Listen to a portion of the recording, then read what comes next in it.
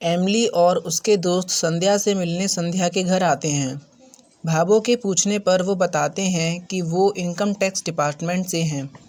सभी लोग घर के अंदर चले जाते हैं। सूरज कुछ सोच रहा होता है। तभी चतुरी कहती है, सूरज सा, आप भाभी सा की पढ़ाई की चिंता मत करो, वो किसी से कुछ नहीं कहेंगे। चतुरी बताती है कि जब चतुरी उनके लिए पानी लाती है तब एमिली कहती है, संध्या का पति कैसा है, उसने एक बार भी हमसे बैठने को नहीं कहा।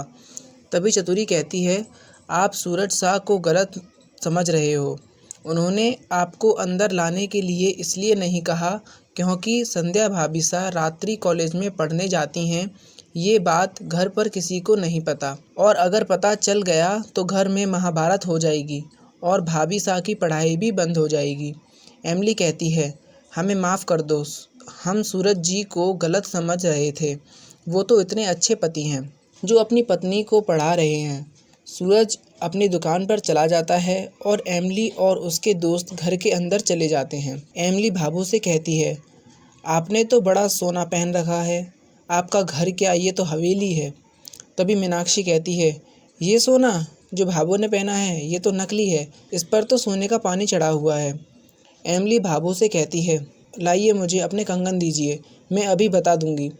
एमिली चेक करती है और बोलती है, ये तो असली सोना है, आप इस उम्र में झूठ बोलती हैं, आपको शर्म नहीं आती। फ़ोन बजता है, भाभू फ़ोन उठाती हैं तो संध्या बोलती है, भाभू मैंने बिल जमा कर दिया, वो घर का पंखा ख़राब है, मैं सही कराने वाले को ले आऊँ।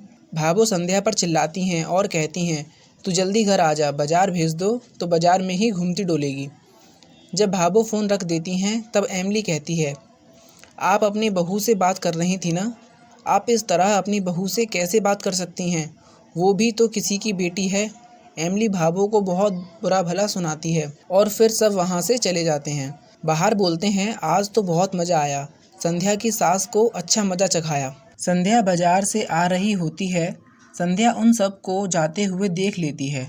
संध्या सोचती है, भाभू को मेरी पढ़ाई करने की सच्चाई पता चल गई। संध्या जब घर में आती है तब भाभू से कहती है, भाभू मुझे माफ़ कर दो। मीना कहती है, आप क्यों माफ़ी मांग रही हो, गलत तो वो आयकर विभाग वालों ने किया है। भाभू को कितना बुरा भला सुनाया, ना तो उन्होंने दुकान के खाते देखे ना कुछ, बस भाभू को सुनाकर चले गए। मुझे तो बहुत बुरा लग रहा था। जब सब चले जाते हैं तब चतुरी संध्या को सारी बात बताती है।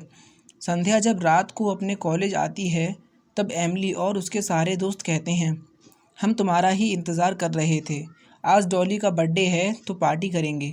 संध्या उन सब पर चिल्लाती है और कहती है, मुझे कोई पार्टी नहीं करनी, और अपनी डेस्क पर बैठ जाती है। एमिली बोलती है, क्या हुआ संध्या? संध्या कहती है, जो शख्स मेरी भाभू की बेइज्जती करेगा वो मेरा दोस्त नहीं हो सकता। एमिली कहती है, जब मैंने सुना तुम्हारी सास तुम्हारी पढ़ाई के खिलाफ़ हैं तो मुझे बहुत गुस्सा आया और मुझसे रहा नहीं गया। संध्या कहती है, वो मुझसे बहुत प्यार करती हैं, बस मेरी पढ़ाई के खिलाफ़ हैं, वो उनका अपना अलग नज़रिया है। एमिली संध्या से कहती है, मुझे माफ़ कर दो और मैं जब भाभू से मिलूँगी तब उनसे भी माफ़ी मांग लूँगी।